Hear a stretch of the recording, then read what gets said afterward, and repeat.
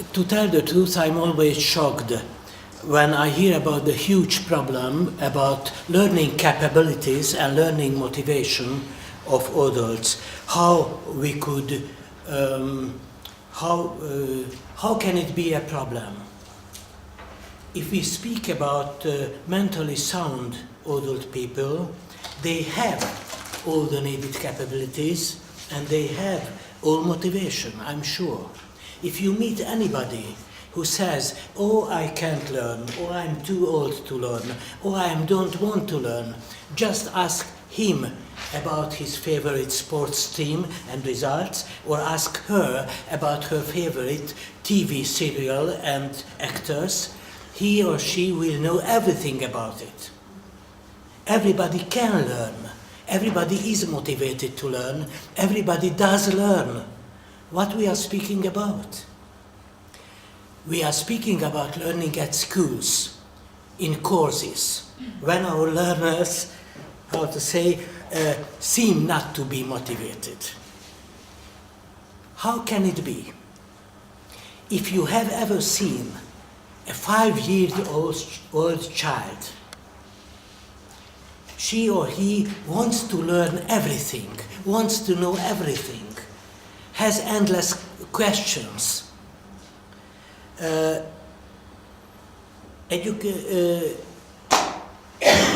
What happens to them? Excuse me for reading, but I don't want to waste time. What happens to them in the following period, at the beginning of school? I had a very good friend. She isn't alive already, sorry to say. She was a teacher dealing with school children who needed some development. It was a question from her. We always say that our schooling system, educational system, isn't too efficient. However, it is. We can make a mass of 5-year-old curious children, a mass of boring school-hating ones in some months. How can it be? Let's imagine the typical 5-year-old child. For the 5-year-old child, school is the palace of secrets, where every question will be answered, where I will know everything, what material the trains are made from, why the sea is salty, why did grandfather laugh when I was eating an apple and one of my teeth remained in the apple, and why he was angry when I was laughing when the same happened to him. How this palace of secrets is transformed into some boring place of hated duties. Some professionals say that it's because the rewards pupils get for good marks at home. Well, I don't think that a present a child gets for a good graduation could be dangerous. But the point is really somewhere there. I found the answers 3 weeks after this friend of mine died in 2007, and this answer was the last missing bit to the methodology life-tailor learning. I'm going to the methodology I'm going to review today. The answer is so simple, you will like it. Let me tell you a story. It's a true story. It can be found in professional literature in pedagogy. It happened in the first decades of the 20th century in one of the southern states of the United States of America. A Jewish man founded a small shop. The neighbors wanted to send him off. They made some young boys to make noise, to disturb him and customers. They came and made so. The shopkeeper was not socialized in the European Union. He didn't make a contra-demonstration or sensitizing workshop or anything. At the end of the day, he came out of the shop and said, "Okay, boys, you made very great noise. Good job. You should come tomorrow as well. Let me give you 10 cents each." Huh. They came, and the next day they made noise, disturbed. At the end of the day, the shopkeeper came out and said, "Great job, boys. You should come tomorrow as well. Let me give you 5 cents each." 5 tomorrow, yesterday it was 10. Well, today I have 5 for this reason. Next day, noise disturbed. Shopkeeper comes out. "Great job, boys. You should come tomorrow as well. Let me give you a cent each." 1 cent? Yesterday you gave 5. The day before yesterday 10. Now it is 5. If you don't want it, don't get it. Do you think we will make this all-day job for 1 cent? Well, if you don't want to do, don't come tomorrow. And they didn't come anymore.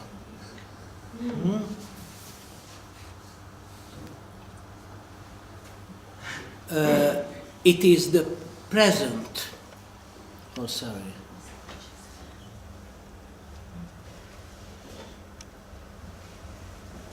It is the present, the award promised in advance, that turns inner motivation into outer one at once and forever.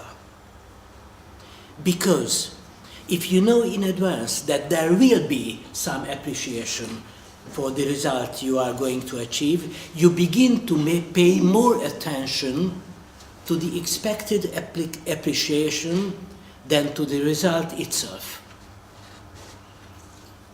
In the story, 2 days were absolutely enough for the boys to turn an exciting happening that is a joy to do into a hard task that should be paid sufficiently. That cannot be done for the half. It is foolish, isn't it? Then why do we do the same to our children? That's a good question, isn't it? Because we do the same. What does the teacher say?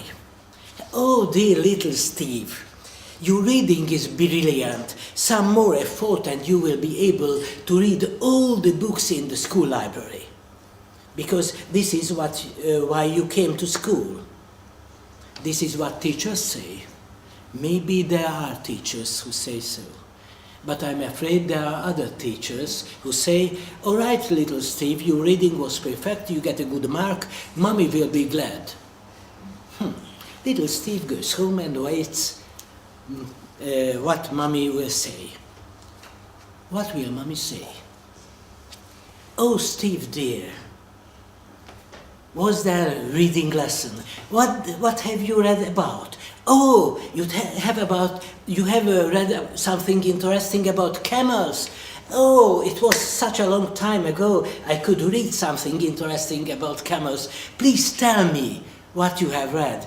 Because now, little Steve, when you are a schoolboy already, you are step by step closer to the world of adults. There are more than most things you know better than I do. There are more than most things you are to explain the world. Now, for instance, you have read something about camels, what I haven't. Please tell me. This is what Mommy says. Probably there are. Yes. The mommy not, but the father, yes. Probably, yes. But I'm afraid there are mothers who say, "Oh, was it a reading lesson? And have you got a good mark? All right, you will get the new mobile for Christmas." Not all the children are mentally defected. There are some, sorry to say, but this is another methodology. Most of children catch the lesson rather easily. The real goal is not the knowledge, but the new mobile. The real value is not the information about that dirty camel, but the good mark. This is the process how pupils lose their primary motivation to learn, and they begin to perform tasks with expected output. So, when students make efforts, not for achieving the highest level of knowledge, but pass their exams using the less time and energy, this is not because they are lazy. This is because the nature of secondary motivation.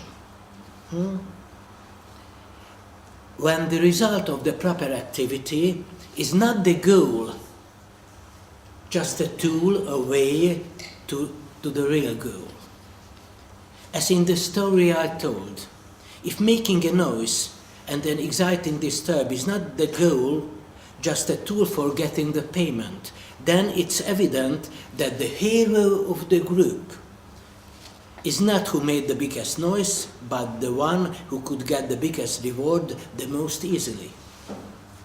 Let me repeat.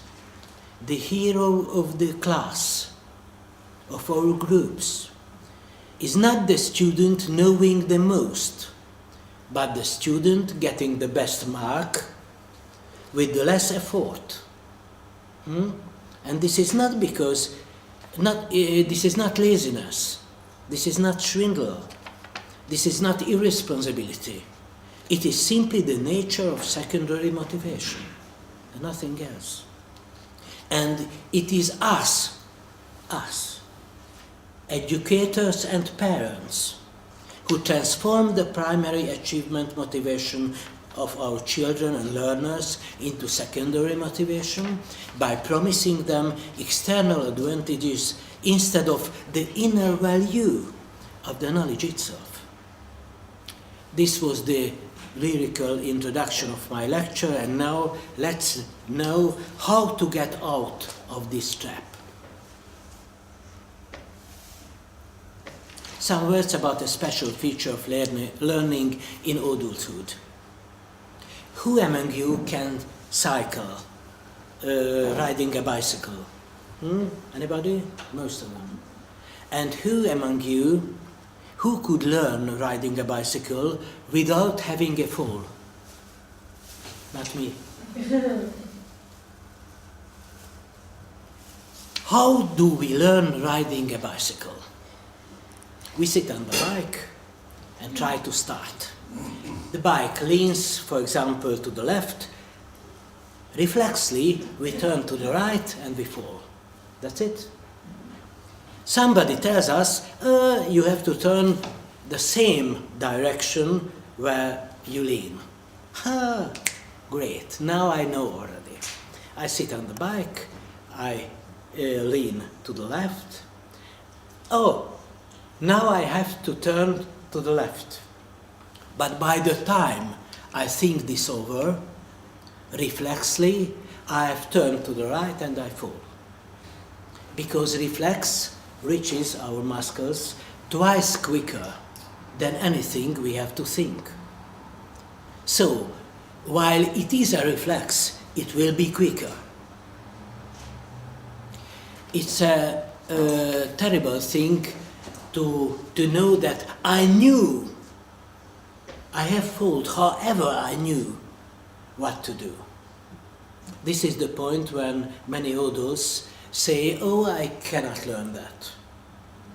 They can, but this is a necessary point of learning. And suddenly there comes the moment when our heads are not white already because of the pressure. This is the second nobody can remember.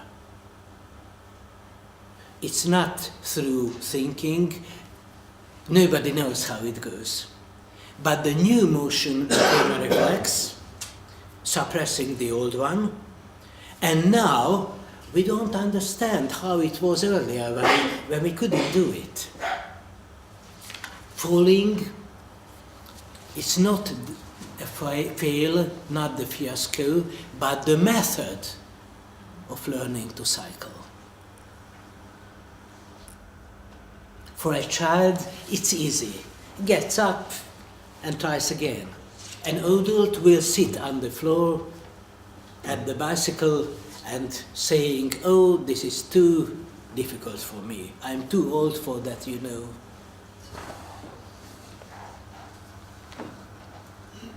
This is what makes learning more difficult for an adult. Some automatic cognitive processes make it even more hard, but this workshop is not about difficulties, but about solutions, isn't it? As the new competence has become the part of our competence system, new, more complex competence can be built upon. Our competence system is a hierarchical set system of competencies, where more complex ones are built on simpler ones, like bulb skills. This is why, as we know more and more, learning will be more and more difficult. More and more former automatism must be suppressed, and that's extremely uncomfortable. Aren't you tired yet? I'm going to review a new methodology, a set of methods for developing study materials for others and helping their learning to achieve real, measurable competence in a motivated way. So, first I was speaking about primary and secondary motivation and the reasons why we have primary learning motivation in all of our life, but we have secondary motivation if we learn at schools and courses.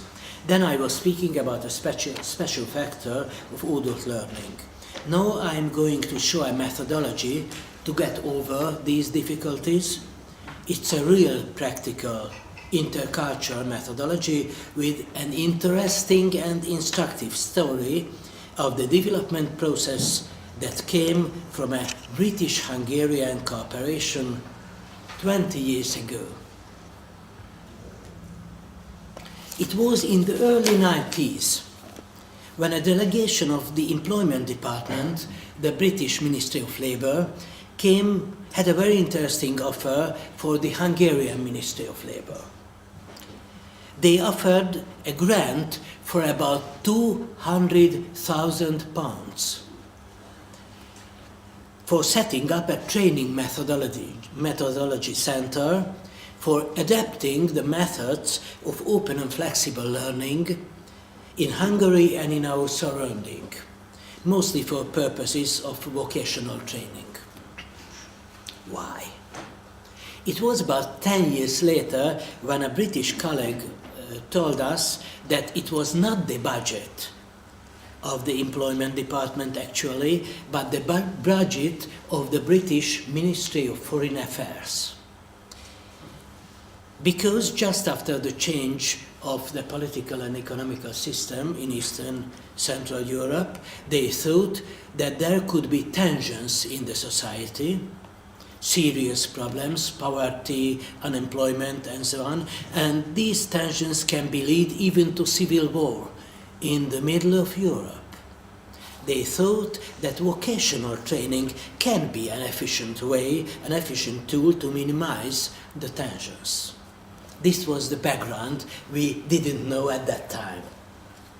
The Hungarian ministry, by cooperation with the local government of Budapest, founded a new institution. This is the Budapest Training Technology Center, Fővárosi Oktatástechnológiai Központ, FOK. It was exactly 20 years ago when the British and Hungarian minister and the mayor of Budapest opened the new office of the new institute. I was among the members of the starting staff. Here you can see the British minister, the mayor of Budapest, and the right side, that was me 20 years ago, showing the new educational center to the delegation. I was among the lucky ones who could study the methods of open and flexible learning in the United Kingdom. It was something shocking new for us at that time. As I told yesterday, not only the answers but also the questions were something I cannot find the proper words. It took years to understand one another, how the wheels in our brain work. Adaptation process started. We adapted several training materials, the first distance learning tutor training in Hungary, for instance, but there were several points we couldn't go on. We wanted to make real adaptation, not only translations. We wanted to transform the methods of open and flexible learning to fit the Eastern Central European education traditions, habits and rules. Way of thinking. And the way of thinking, these traditions, habits are very different from the British mind. We both felt rather stranger each other, and this can be understood. Britain and this Carpathian region was belonging to the same cultural region in the Roman Empire. And then there came some centuries of gap in the connection between us. So we couldn't understand each other, and at an international workshop maybe it is worth to say some words about it. As I know, the rocks of Dover are more or less on the same place for the while, aren't they? Yeah. Hungary is an amoeba, the country where everything is changing always. My father was the citizen of 7 different states. However, he moved from a city to another one only once in his life, within the same country at that time. You can count on some continuity. We have to have a standard to go by. When you are asked why you had done something, it's enough to say, we usually do so, or it seems practical. For us, in Eastern Central Europe, the word usually has no meaning, because it has so many meanings. Just as an example, what difficulties appeared. We asked our mentors in the United Kingdom, all right, training material has to be divided into modules, but where the cutting points are, how to divide a huge training material, how long, how huge, how big a module has to be. The answer was, the experienced author knows. It's interesting, but we are just going to achieve our experience. What should I do now? The answer was, it's a question of practice. I see. That means to achieve the practice, I should do something, and this something needs the practice.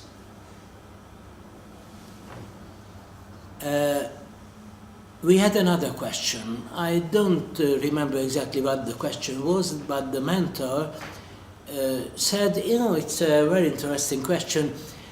I wonder what you would answer your question. We told our ideas. He wrote them on yellow sticks, put them on the wall and said, 5 minutes breaks, you can look at some possible answers.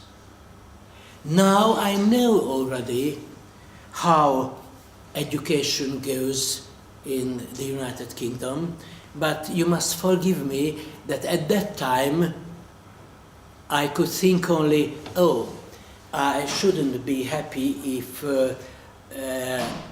I would be operated by a doctor who learned surgery by the answers of the other students. You see the difference between thinking methods, don't you? So, adaptation was absolutely not trivial. And after about 2.5 years, FOK stopped with adaptations, mostly because of financial issues. FOK, the company, the institute, exists even now.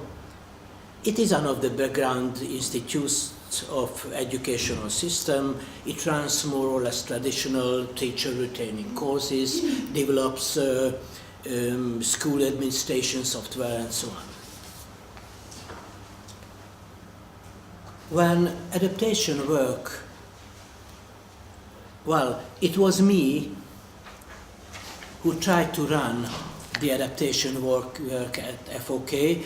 I was a deputy director, head of the Department of Training and Methodology. When adaptation activities stopped, I left FOK, but I wanted to go on with this extremely interesting issue.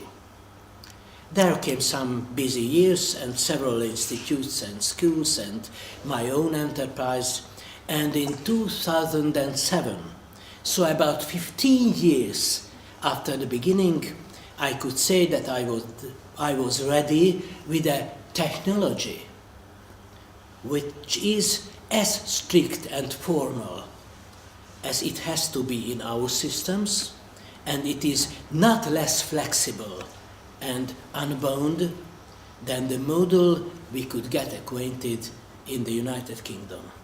This is the methodology life-tailored learning. I have signed a paper with the director of FOK saying that life-tailored learning roots in the old adaptation process, but it is a real new development, a new intellectual property, with me as the main proprietor of the methodology, and of course with many worth having contributions of my workmates, mostly my present and former students. Since that time, life-tailored learning has a university course book. It has been taught at 7 universities in Hungary, mostly for would-be teachers and adult trainers. I have got a PhD degree for a dissertation on the methodology, and there is also a university research group on life-tailored learning at the oldest university in Hungary at the city page. This is the story in a nutshell. It's hard for me to speak shortly. And now some more words about the methodology, the technology itself. Why does an adult learn? What can be the goal, the objective of an adult who begins learning?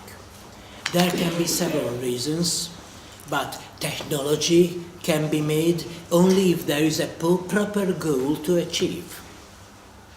If I want to learn playing violin because I like it, there cannot be a technology for that.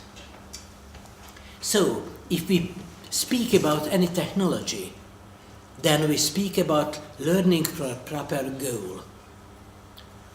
goal of the learner, and not of the parents, and not of the teacher. And what does the learner want? To know something. Not only.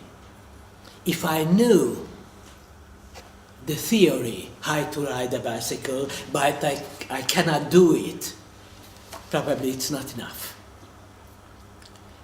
If I can do it more or less, but sometimes I have huge troubles, maybe it's not enough either. If I can do it self-directed, achieving a measurable target, without the need of inevitable significant help, this can be a real goal for the adult learner. This is what I call competence. The ability to perform a proper activity, meet some measurable requirements independently, that is self-directed, without inevitable significant help. This is what life-tailored learning deals with. All the others are deductions from 4 axioms, basic assumptions.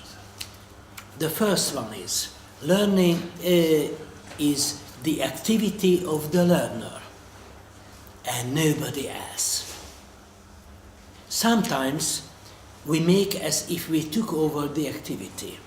We produce audiovisual materials with suggestive effects to catch the learner's interest, but if the learner doesn't learn but waits the result from the training material and the trainer, there will be no result. Learning is the learner's activity and the learner's responsibility. Sometimes we make as if we took over the responsibility, saying, for example, you should repeat this 10 times. You should practice for half an hour. Instead of saying, you should repeat this and practice that until the level of your competence can be measured so and so and so. We speak about the activity and not about the result. We can inform the learner about the expected result of her or his activity, but we can't do anything instead of the learner.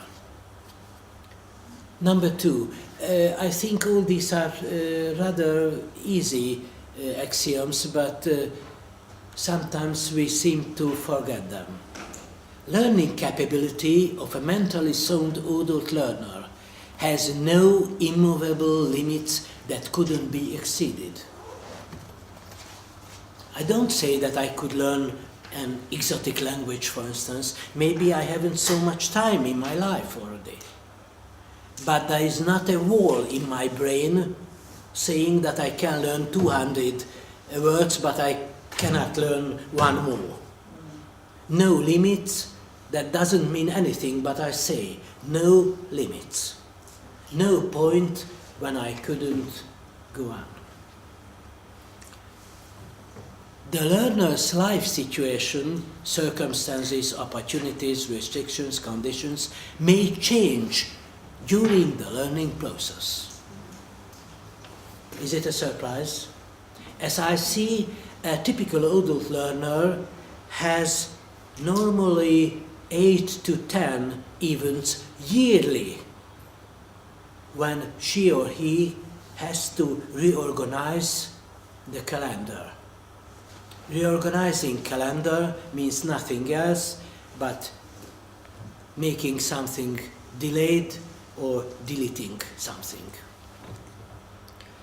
If I were, educational system is not prepared for that. If I were a regular student at a course and if I broke my leg, could I switch to distance learning for 6 weeks and then switch back? No. Why not? Just because the educational system has no tools, no administration for that.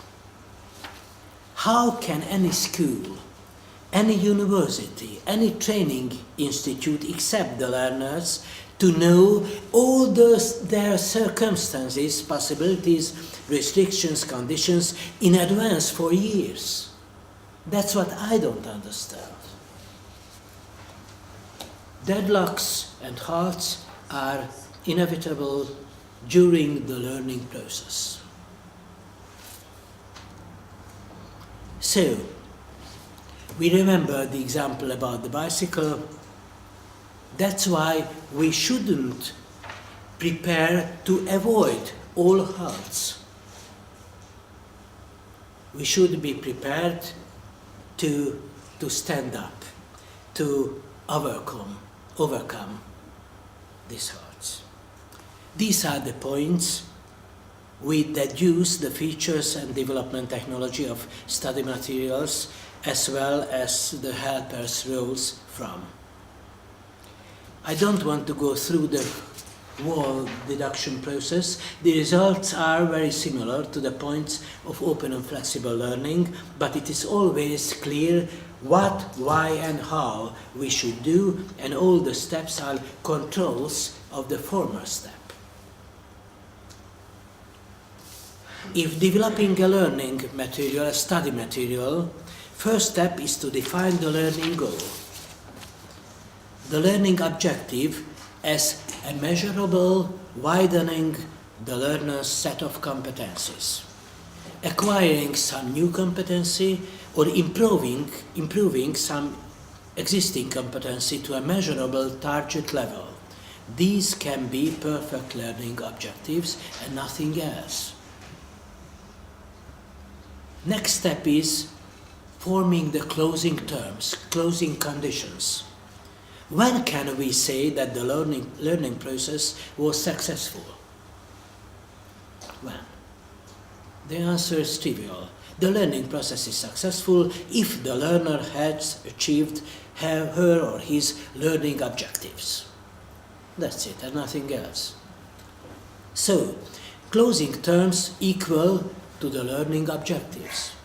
For example, if learning objectives are to be able to jump 2 meters high, then closing terms can be that the learner at the exam should make 5 trials within 20 minutes with at least 3 jumps not under 2 meters. So closing terms show learning objective is the description of the competence the learner will achieve by performing studies successfully. Closing terms are how the learner can demonstrate achieving the learning goals. Entry terms are the conditions of begin. There can be different conditions regarding to age, health, former graduation or anything else. Also precognition, of course. Now there comes the step of life-tailored learning, which is the greatest challenge for those who have practice in usual training material development. The methodology isolates 2 processes: writing the core material and developing the study material. Let me illustrate it by an example. Let's say that we are going to teach welding. There are things the welders should know. Don't touch the equipment if your hands are wet. They must know that. No exception. If I teach a teenager student at a vocational training, or if I teach a middle-aged hobby handyman, they both have to know not to touch the equipment with wet hands. This is the content of the course, the content of learning, and this is the same for everybody. But I will have very different methods to teach them. Maybe I shall make a video for the student as somebody thinks about the safety rules, except when the student has difficulties with hearing. So, what I want to say, maybe all different target groups ought to have different study materials, but the content, the core, must be the same.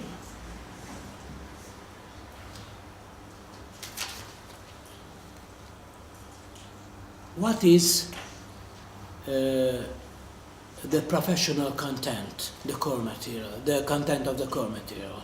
Nothing else but the gap between entry terms and closing terms.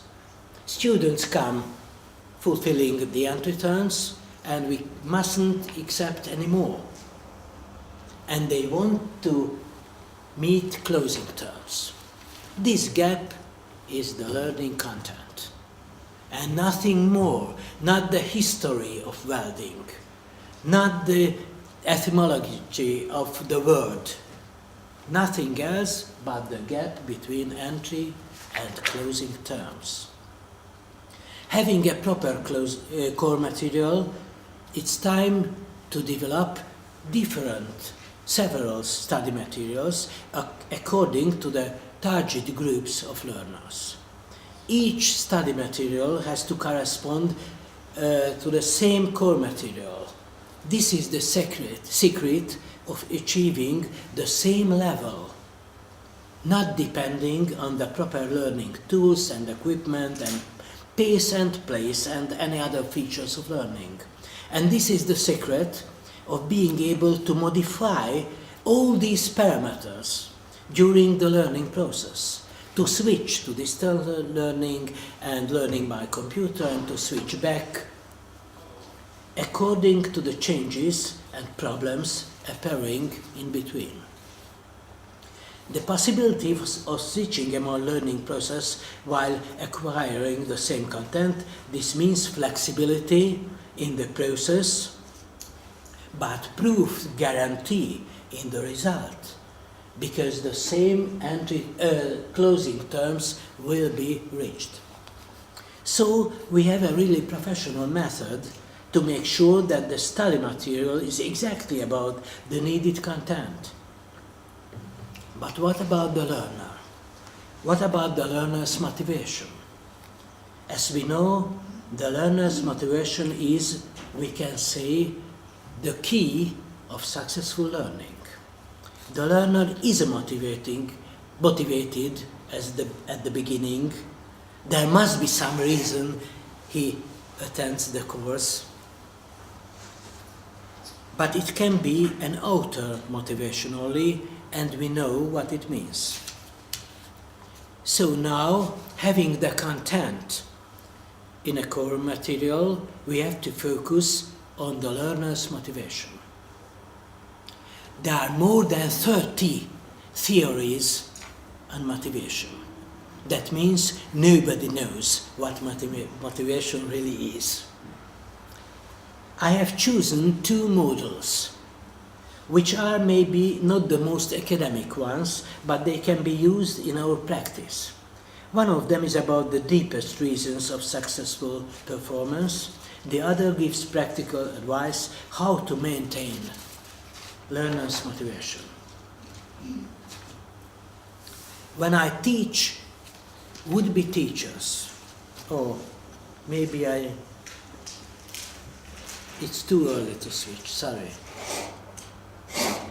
When I teach would-be teachers and adult trainers, I usually say, anything I teach, mathematics or methodology or anything, there are only two statements I have to transfer to the learners.